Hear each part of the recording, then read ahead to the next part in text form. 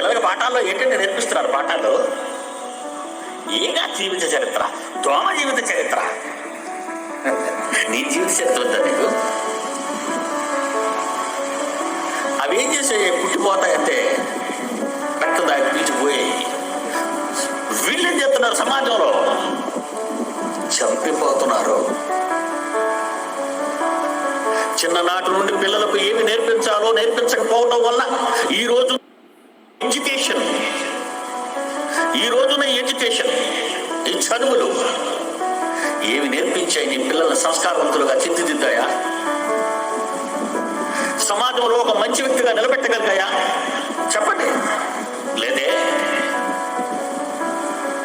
ఒకవేళ ఈ చదువులే నిలబెట్టాయని మీరు అనుకుంటే ఈ సినిమాలేంటి, ఈ సమాజ వాతావరణం ఏంటి, ఈ అల్లకొల్లోల పరిస్థితి ఏంటి? మారణాయుధాలుగా మనవ బాంబులుగా మార్చి ఈ రోజు ఉగ్రవాదానికి ఊపించేస్తున్నారండి వీళ్ళంతారా.